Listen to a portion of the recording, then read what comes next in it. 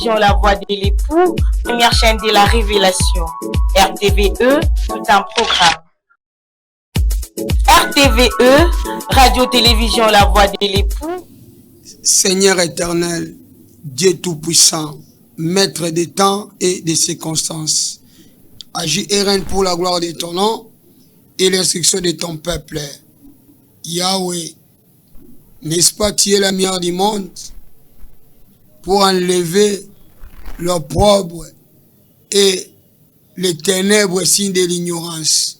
Car tu as prédit, vous connaîtrez la vérité, elle celle-ci vous affranchira.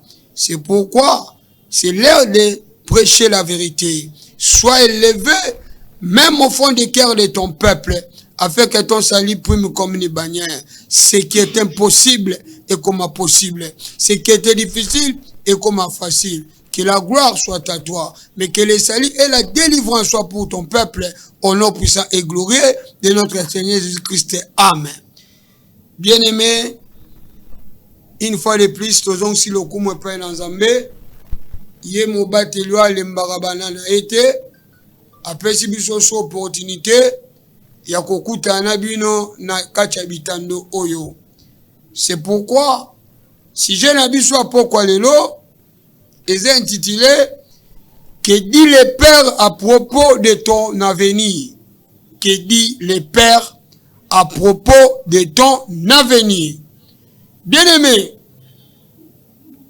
Moutakoué va passer na ye,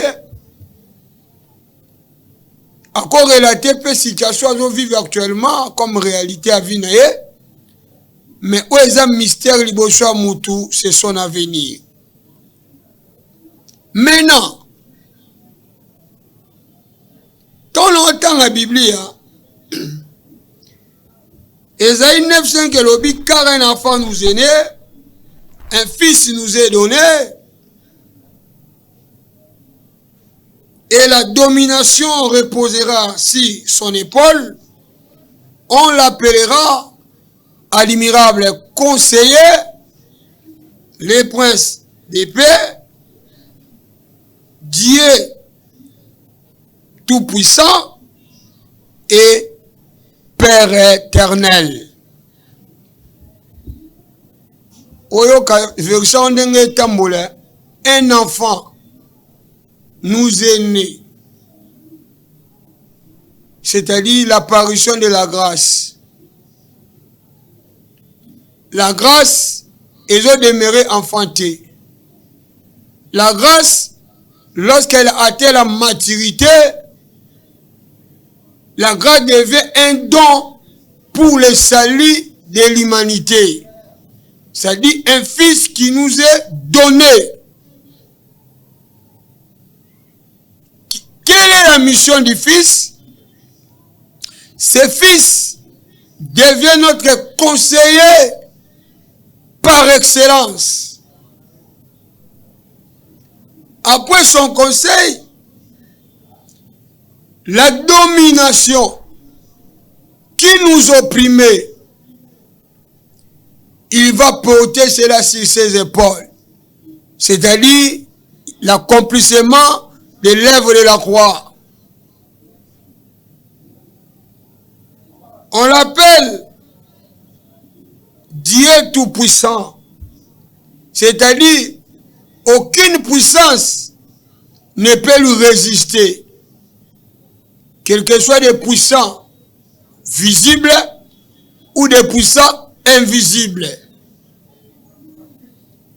Et il est encore le prince de paix. Il n'y a aucune organisation de ce monde ne peut produire la paix. Car leur paix est compromise. Car là où on annonce la paix, et les des armes de guerre.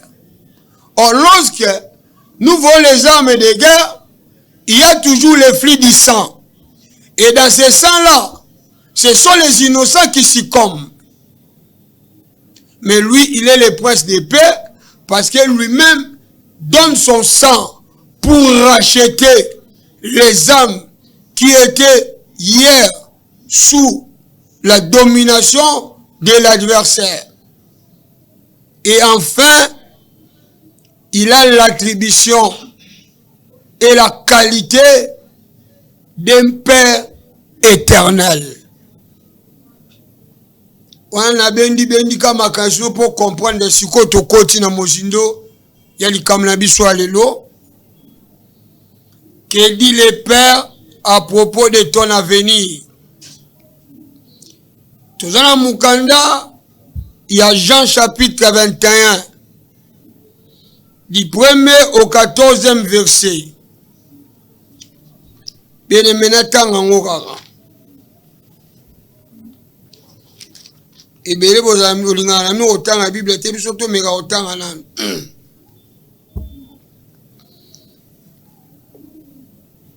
Après cela, Jésus se montre encore aux disciples sur les bords de la mer de Tibériade. Et voici de quelle manière il se montra. Simon Pierre, Thomas appelé Didyme, Nathanaël de Cana en Galilée, les fils de Zébédée et les deux autres disciples de Jésus étaient ensemble. Simon Pierre leur dit, je vais pêcher.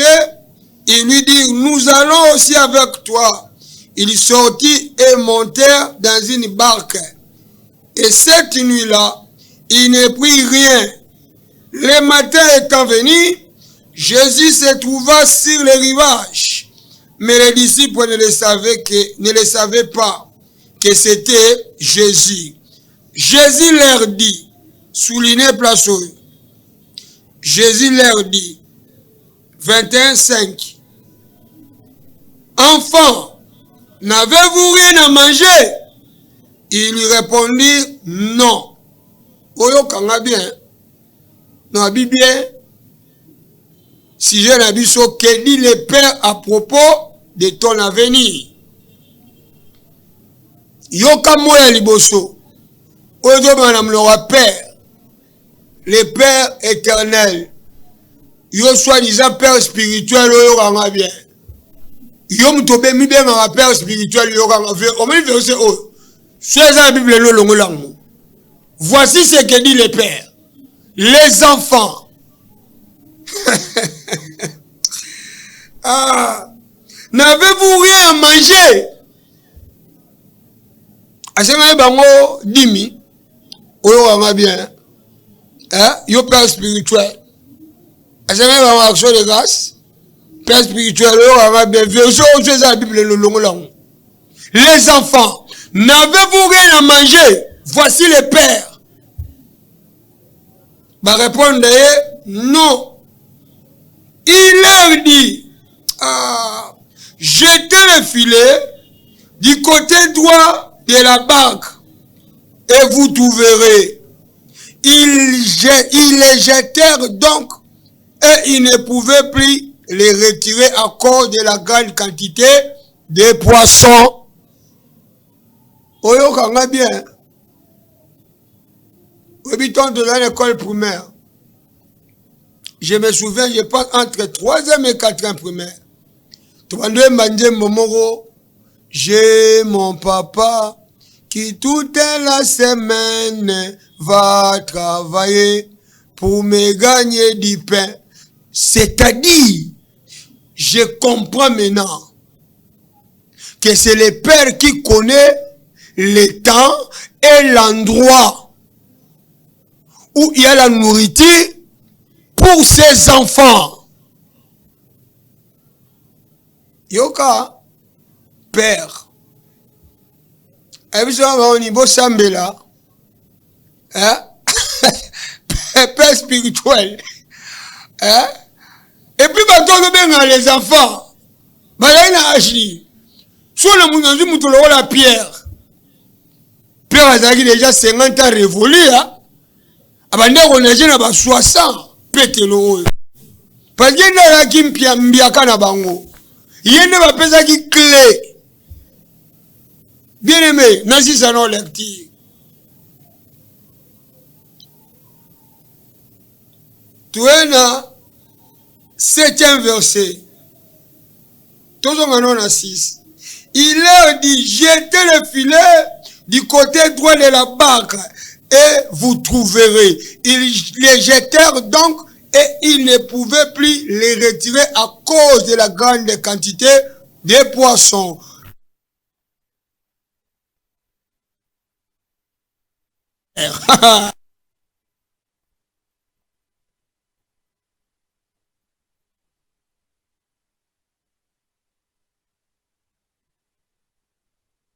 Mis son vêtement et sa ceinture étaient dans la mer. Les autres disciples vinrent avec la barque, tirant les filets pleins de poissons, car ils n'étaient éloignés de terre que d'environ 200 coudées, c'est-à-dire plus ou moins 100 mètres. Dans les bons. Lorsqu'ils furent descendus à terre, ils virent là des chardons allumés, du poisson dessus et du pain. Jésus leur dit, apportez des poissons que vous venez de prendre. Simon Pierre monta dans la barque et tira à terre les filets pleins de 153 grands poissons. Et quoi qu'il y en ait tant, les filets ne seront point. Jésus leur dit,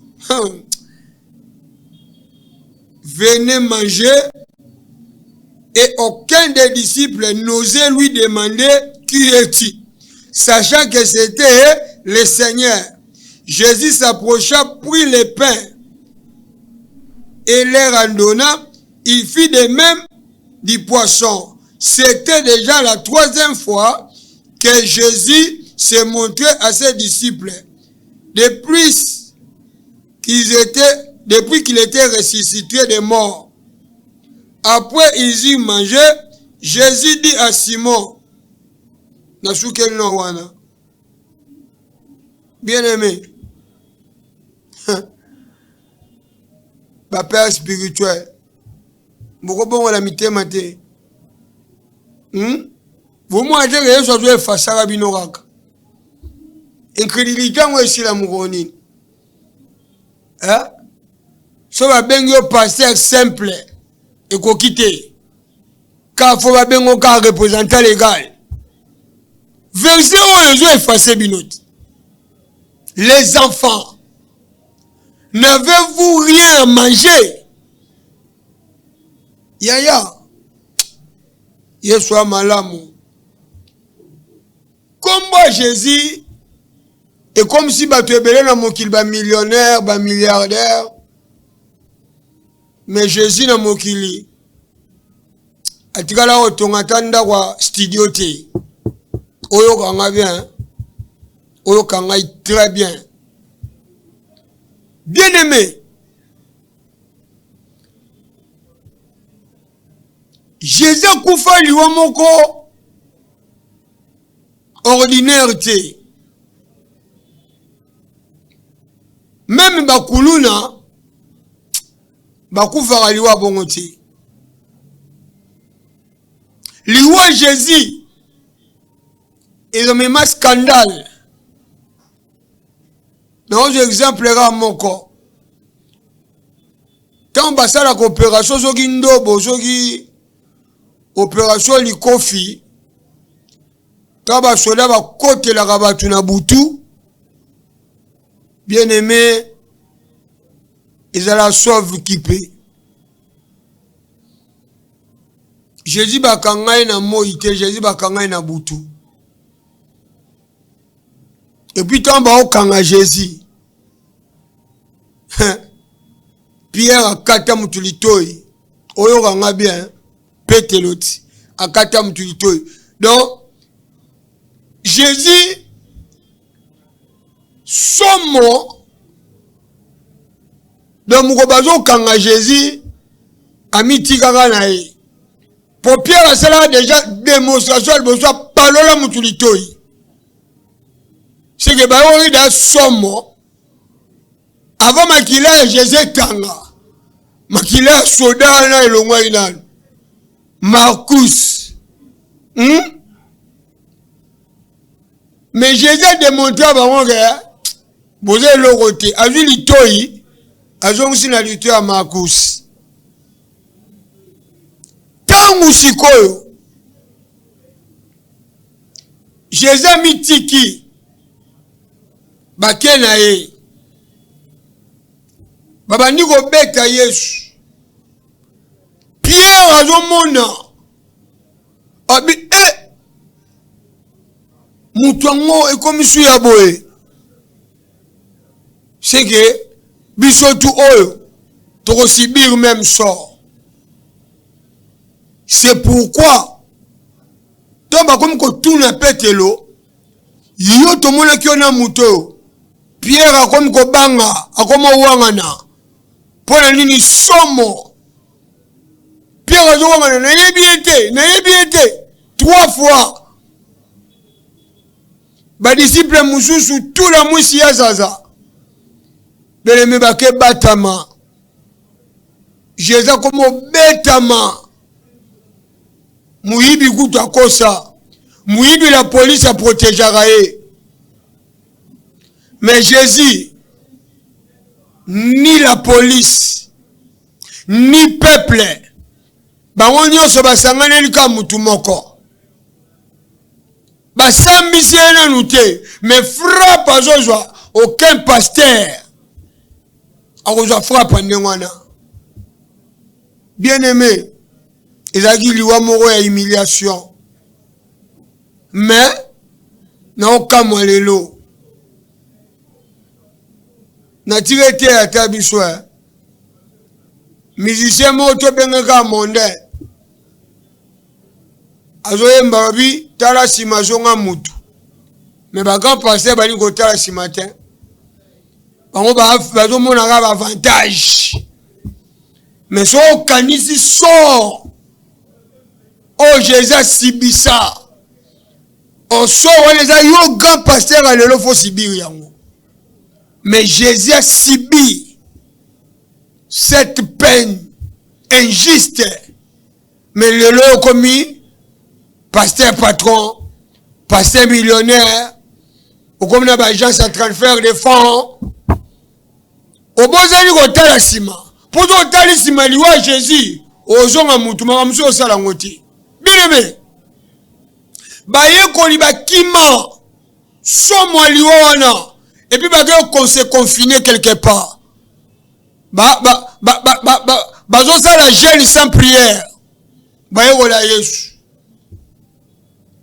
3 jours après, Jésus a secoué. Nous avons vu le Seigneur. Alors, il vous précède où? En Galilée. Mais les disciples sont moins kaka. Surtout Pierre a dit il sait qu'il a vu des recherches. Et ça, Jésus a secoué. Mais il y a des gens qui ont ça. Et ça, il y a des gens qui ont ça.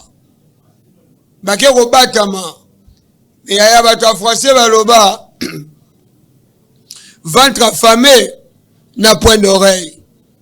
Si on tourne la nini, bazo talana. Pierre yende mukolo yende bapela ki fongola. Le roi berger. Pierre alobi bon, ole to vanda arabwe. Nyonga libumwele kia rolata. Kopi na biso to ebara. Avant marambo to ke gana mai ngana ki na mai ya.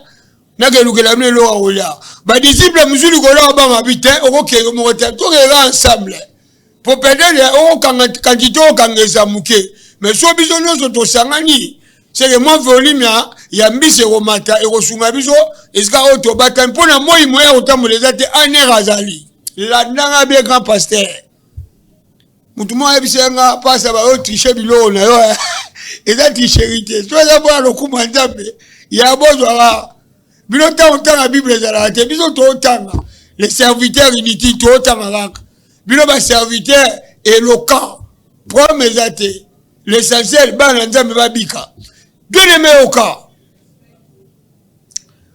oyebi butu mobimba babua kafile aucun rendement échec bande ko éviter tongo etana bamona bango te po baolandela bango parce que moko na bango 4 ans mutulitoi ezali déjà infraction consommée. Bien aimé babeta mpia kabutu mobimba tongo sipane bango moyo okima pe ezate na mo fatigue déjà batala bena tongo mutu na ngambu pemela libongo atuna bango les enfants vous n'avez rien à manger na ebite so batunaki mutazo benga biso mwana anani donc tabengi bino les enfants c'est-à-dire celui qui est le père non vous n'avez rien à manger bango pe ba résister te babi non étant père un père tant d'amour et de compassion sur ses enfants si bango jetez les filets du côté droit de la barque et vous trouverez ce que vous cherchez. Hein? Discussion est à mon retour. Mbala moko babuwa kabwe. Filet plein de bambis. Mbala moko.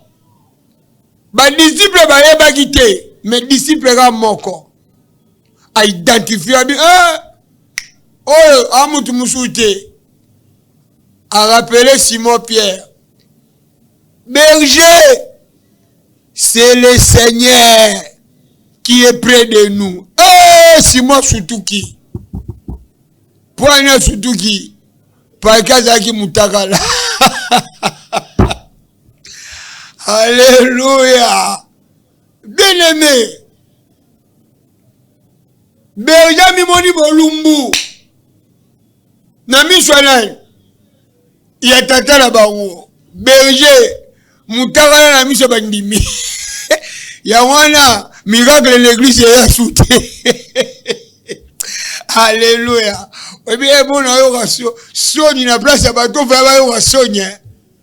Boya, bon mona bikamwa, papa esa soutée. Bikamwa. Eza bo senga bato ba $1000. Papa miracle ezati. Ya moni ba profiter na wa kota ba loge. Pour passer à la maison, il va cacher ma salle à la ring. Alléluia. Bien-aimé, Pierre comprendrait. Je ne suis pas digne. Namutarala. Na présence d'Anzambe ko esimbate. Ami Bouaki na maya aluete lamba alatina ceinture. Nazongiso na mukanda Genèse 3. 9 à 10. Adaoueti. Na batami. Na yogi mungongo mena mutarala. Tu vois? C'est que la nudité fait. Ogelo bolumbu esalaka. Mais na bien na minora bango. Na kibuzo bana bango. Nzamba tala kaka mutema. Nzamba tala libanda te. Qui t'a dit ça? Qui t'a dit ça? Bien-aimé, pourquoi na boutou ba lobby ba jouer l'autre côté? C'était la nudité de leur berger. Comme Petelo azalaki mutakala, mbisa zo ki mabolumbu, li pambole zo ki mabatulelo à cause de leur position. Et si ka bonzambe za li pambole ya yango moko. Mais lorsqu'il y a la nudité qui symbolise le péché, le bonheur ne viendra pas. C'est la défaite. C'est les échecs. C'est toujours la perte. Bien-aimé. Proverbe 10, 22, le bien. C'est la bénédiction de l'Éternel qui enrichit. Elle ne se fait suivre aucun chagrin. Ma frère. Oh, fiancé nanga. Fiancé na yo. Tant que yo ne bolo la bilamba na kusu. Mo alibale oyati. Oyo anga bien. Nga na jawa mututu le skana fiancé. Fiancé ya. Bamona atola fiancé te. Fiancé. soutien fiancé. C'est. Mais vous posez sur Baboué Poigny. Tout le Marina Joseph T. Bien aimé. Mbisa Kimaki Musika. Il y a Pételo Pascal Zaki Bolumbu. Oh la nudité. Ils ont kimi. Ils ont une malédiction. Hein? Bah j'ai un guilelo.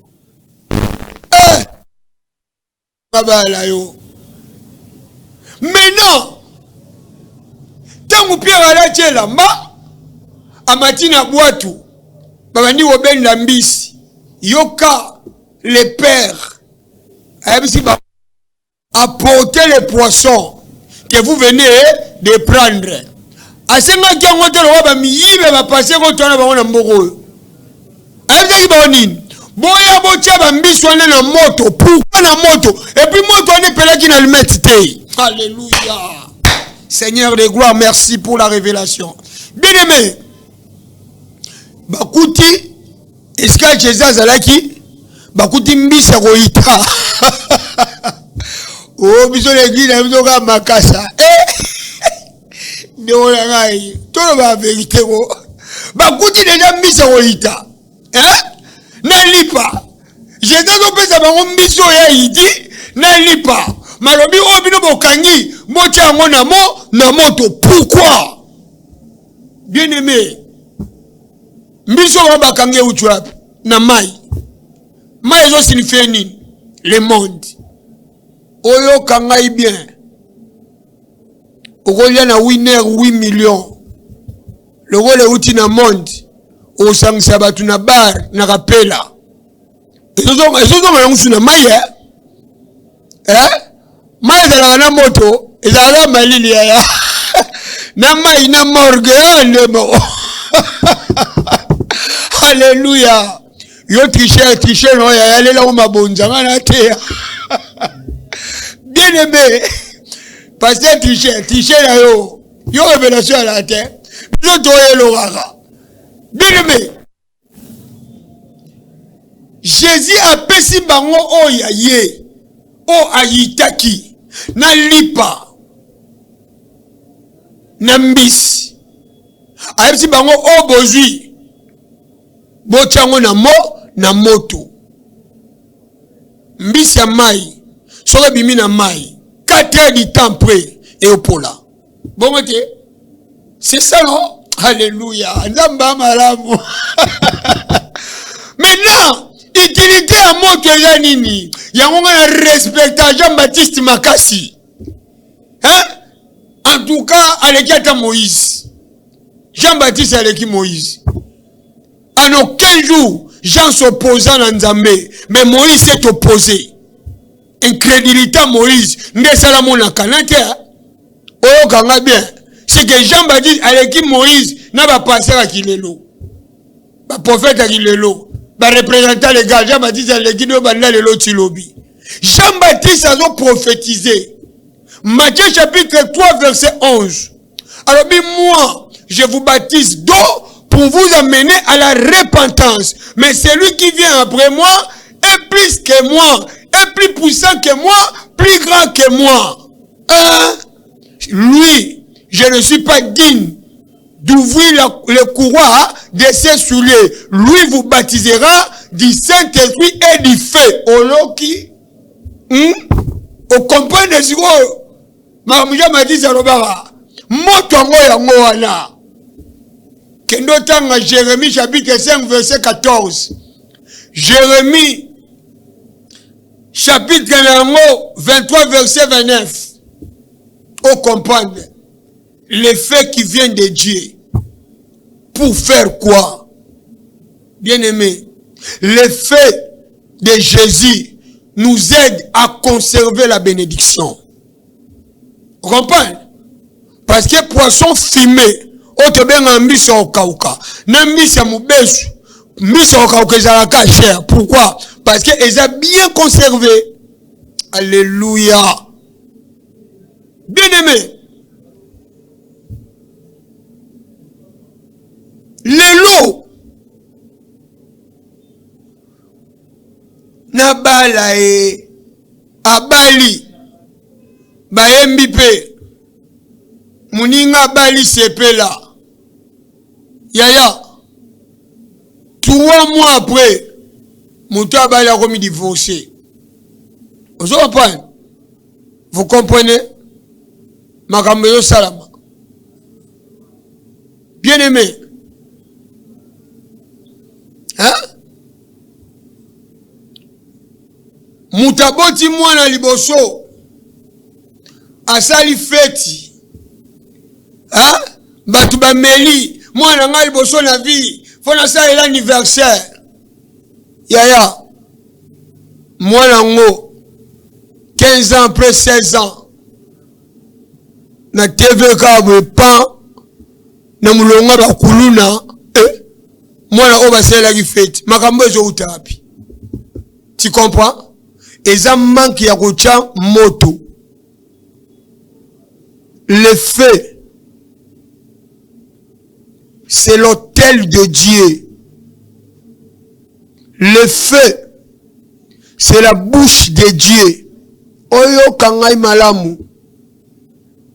Bien aimé. Apocalypse chapitre 3 verset 18. Natanga ngonan. Ah, mon peuple est péri faute de connaissance. Apocalypse 3 18.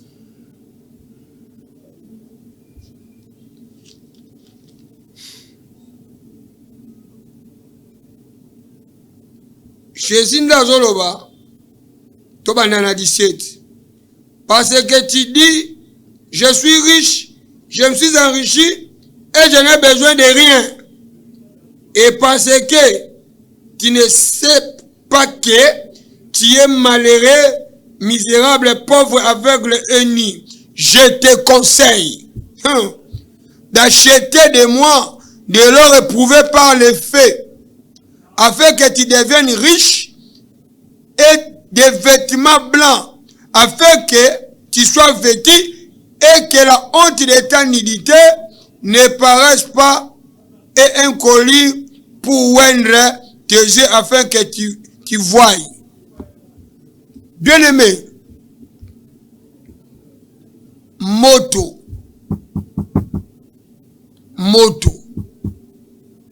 mokili basala ba morgue, ozolandanga mokili basala ba morgue, babini opo ba garder corps, bon courant sueke. Au moins on a ba morgue bébé monsieur zo maropola, basala mokili basala lo ba morgue, sona mokili na nzambe na za mayele. Même ici, la bénédiction ordonnée par Dieu. Combien de l'homme baza abala na ye officiellement, mais le lot na bague na musapi me divorcé. So ora so mpo na bague no mwasakima. Ni ne sala mwasakima. Makambo tote ya. Libala na yo fo chango na moto.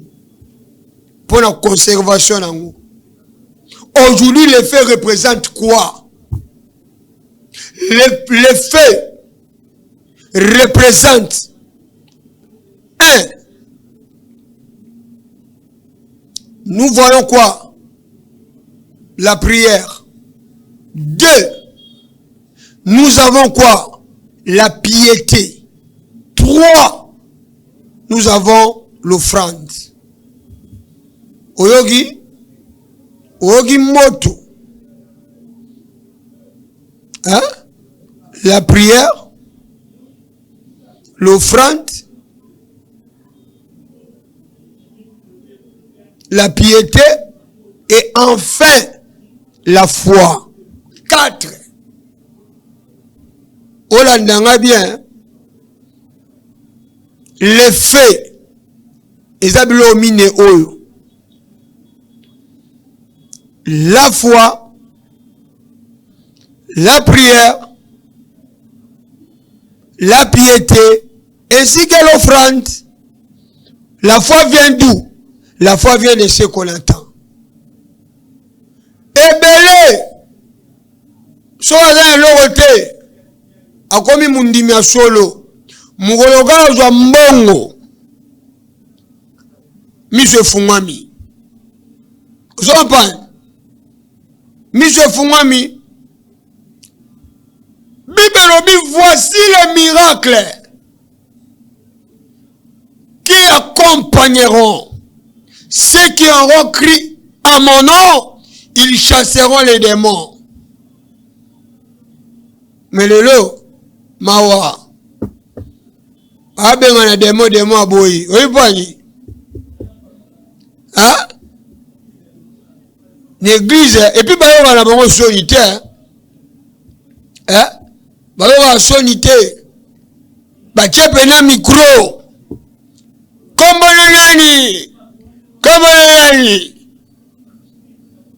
autant de situation fou de gadarate, bah démon la kacha fou de gadara, présence kaya Jésus, bah démon va comme kosenga, s'il vous plaît, moi n'entame tozali nini, tina besoin na bangulu, tina besoin na kogite, hein?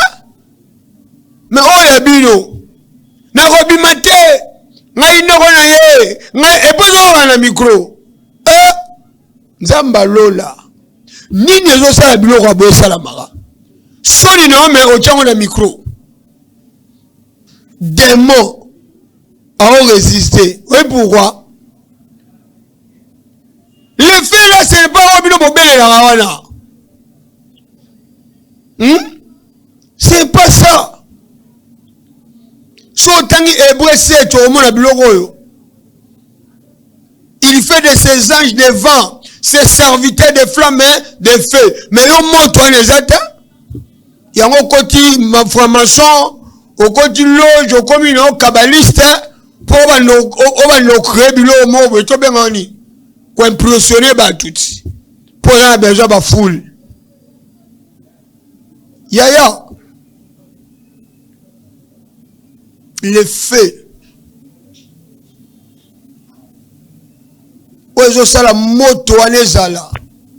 c'est la foi, c'est la prière, c'est la piété et enfin l'offrande. Et quel type d'offrande? Romains chapitre 12 verset 1. Offrande à liboso. Bon moto na yo so bon moto nezo plaire nzambe te même osimbi na maboko ebeba misala nanga ezo kende liboso te misala ke liboso te Bible vinil Matthieu 6:24 nul ne peut servir deux maîtres à la fois. Olandanga bien misala nanga eke liboso te bon moto na yo Kain a belle va pas offrande. Mais pourquoi nzamba boy ya Kain? Mais yo aura tout. Hein? Pasteur, prophète, père spirituel. So continue à moi na ye. Yo aura 20. Nzamba lola. 20. Kuna masenje yo la ata. Et puis yo courage va comment la moi. Paul alobaki na Timothée amela moi alcool. Paul alobaki na Timothée. Kasi poni Moïse a qui peut Josué te melaka moi litanga. Bien aimé. Les lobiso ba oyo to koma vilipande. Et pas bato ba mela makaya. Bato ba mela shimboki. Basaka na bolingo mwete. Boingani yo kabla milinga. Ne bolingo. Mais talaka na papier wana sigaka ba komani. Fumé est préjudiciable à la santé. Na likaya na lingala babinini. Likaya ezo bebisa nini ezobebisa kolongono mais mokili elobi ke bameli makaya bazaka na bolingo nini ya kabula milinga nakufanga mona tiberite yo pe tokufa longo c'est ça là na bamusu baza surtout baser baintercesseur na baser protocole God autant na kata God préservatif et pas yo kabango ça est là oyo makoleza la toujours polele le olanjela rapela pona koma na ezo o moi place ande komi nde bande rebele bakombo ba se rebele à l'église bakomi bongo mabulu motale longia mwana muke ça prendre tu comprends pona bango bolingo nde ngwana waza muninga na ngato beta masola kati ezani pesa cigarette azwa mo taf pesa capote pote nyonso tala ga elanga ya makasi il faut makoleza la polele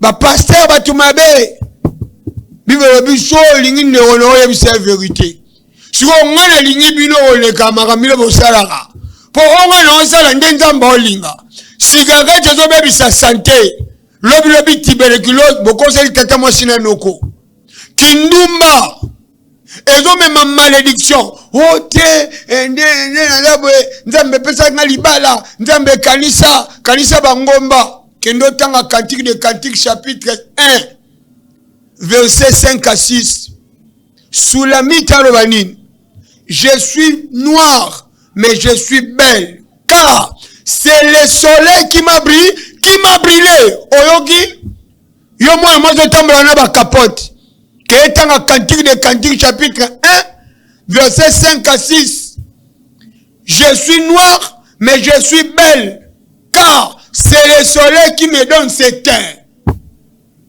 ilingo la ke azui beauté na ye achango na moto ozo panda do beauté na nga et même ya moto qui est la parole de Dieu mais ce qui beauté na yo ezan dehors ya liloba na nzambe bien aimé libala ba ventire nde baroya logo liko tambulaka mutakala poza mwasa mbiji ozana tolo bombe ndeko mosi libale roya te ozana ba makangu ya ba occultiste et puis ba roya pona ko détruire l'avantage parce que tu aimes l'impureté maintenant bakoya pour mobali sérieux ozo banga nzambe jamais akolinga mo satambola mutakala atozana ba poil njoto mo meloko te azomo elele oyo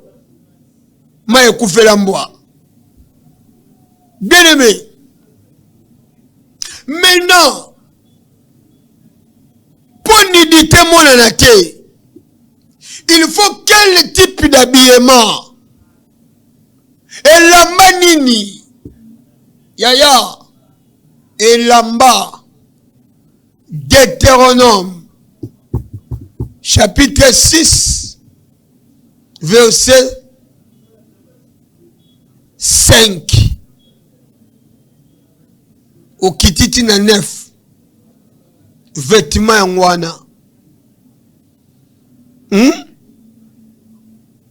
Matthieu chapitre 22 verset 37 c'est ça les vêtements oh et pasukaka te oh njulukaka te yango wana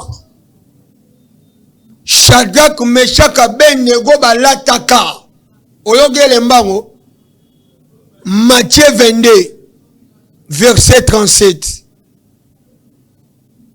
c'est quoi?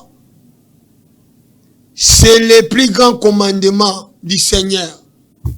Oyogele mbango elamba we pasukaka te c'est le plus grand commandement. Ba commandement ezala ngwebele mais le plus grand Yangwane Lambawana. Hein? Tant osé 4 6 0 non, mon peuple périt faute de connaissance. Comme tu as rejeté la connaissance. C'est ça. La connaissance. C'est ça l'habit. Oh lelo. Bah oh bah mi bengi bah représentant. Na ba deg international. Nga lelo na benga bango ba pharisiens et les apostats. Parce qu'ils ont rejeté la foi. À cause il y a ba bozuba na on a ba relation.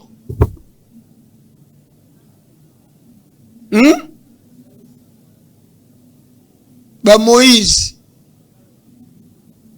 bazala ba maître avocat ba Moïse balana ba gangi pembe na bango te Moussa biso to sala eza ma confité mais comment va to ma confi pembe na ba pasteur vous voyez donc comment même makamselo qui lelo. Oh, la Bible dit quoi? Ne vous conformez pas au siècle présent. Ne pas politicien, ne pas passer, même moral. C'est que vous coopérez comme mort. Hein? Moïse a tombé là dans ma coffee. Tolo bati. Bien aimé. L'habit. Oiseau sengayo sanango. C'est le plus grand commandement. Oh, le plus grand commandement, c'est quoi? Natanga onan. Matthieu 22, 37.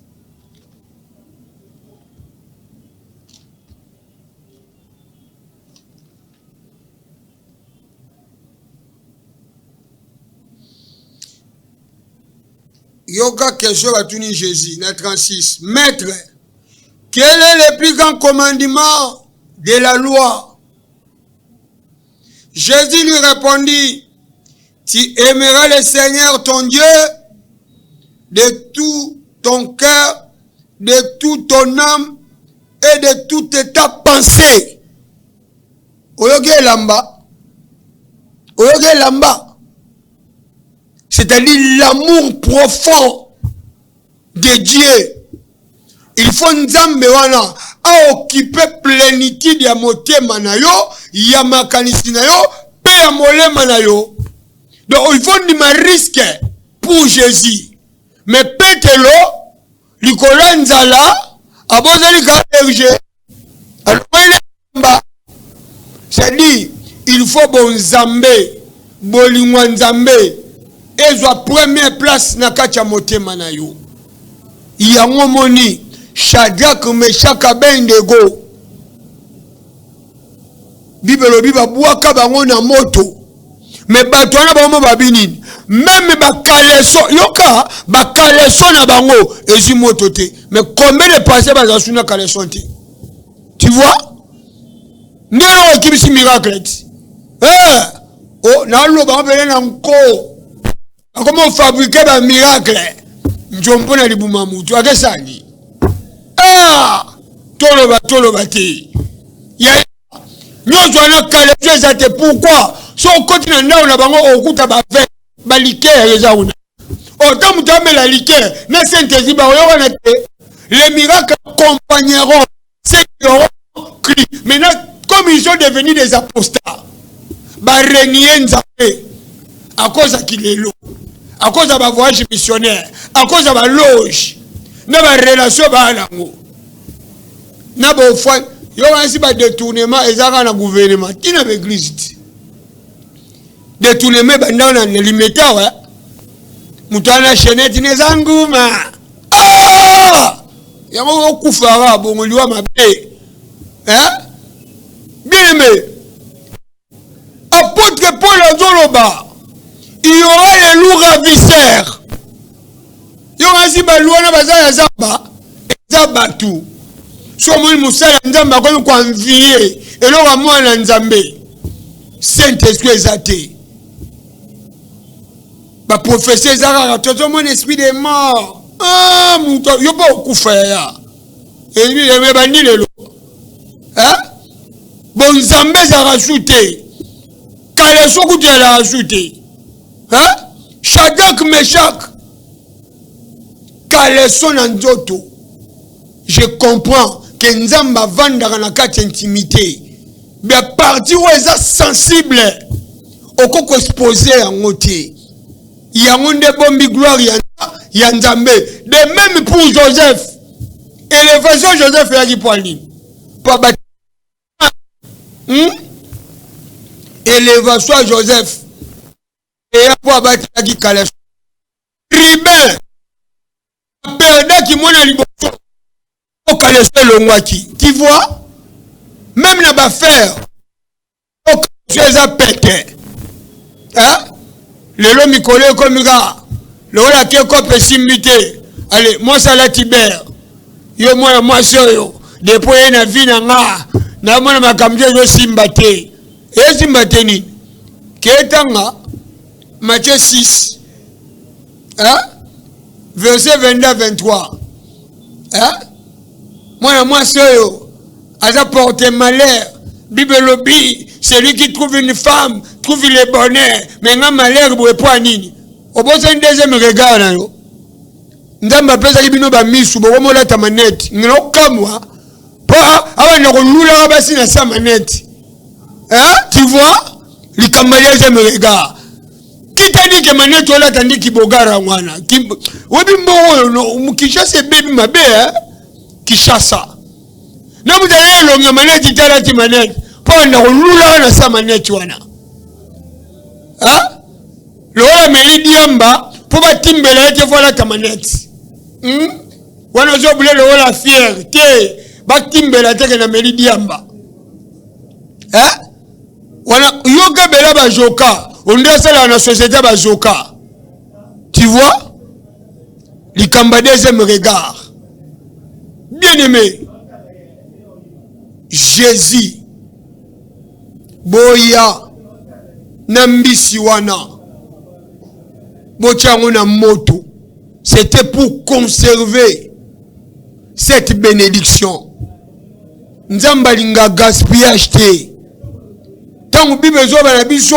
à quoi sert l'argent dans la main d'un insensé qui est insensé ozozo mbongo ebele mais mbongo nezo limwa na maboko sans rien faire à cause de nini il y a manque d'intelligence. Eh bien aimé, on la sentit. Oh bonito lata. C'est la vérité. Hein? C'est lui qui parle la vérité. Bien aimé. Même ceux qui battent lelo. Mais la vérité finira toujours par triompher. On l'a senti. Hein? Et là-bas, c'est le grand commandement, le plus grand commandement. L'amour profond. Et bon, Nzambe a la première place katina bomo inayo.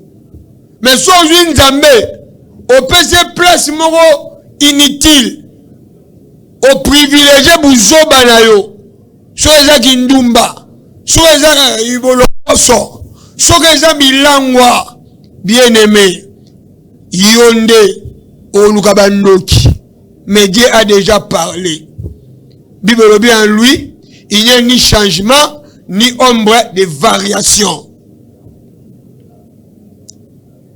Zwa bana na yo, zwa mariage na yo, zwa activité au salaka.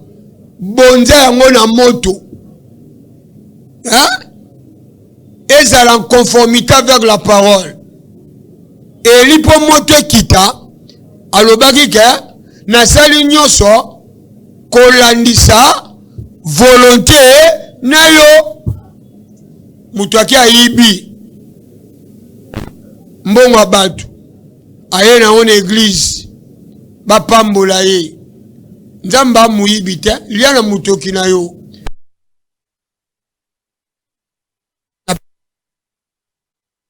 malamu pona libota oyo kanisa bandeko nyonso balandi biso eza na bandako par-ci par-là Nzambe zongisa bango na nzela po ebele babunga oyo nyonso akozwa mokano ya komikitisa liboso na yo nzambe tala na liswa mawa yo mofuti ya baluka yo avec un cœur sincère. Seigneur, accepte que ce message puisse briser les cœurs. Zongisela bango ata na ndoto ba comprendre les volontés na ezanini wana besoin ba no balela te lipamboli oso tshela biso mais ba tambola na vie ya sainteté na vie ya humilité pe ya soumission à liloba na yo et puis ba garder bolingo mobeko netika la graver na kati ya mitema avec que lobeza que impossible et comme possible aujourd'hui car il est écrit dans toutes ces choses nous sommes plus que vainqueurs par celui qui nous a aimés.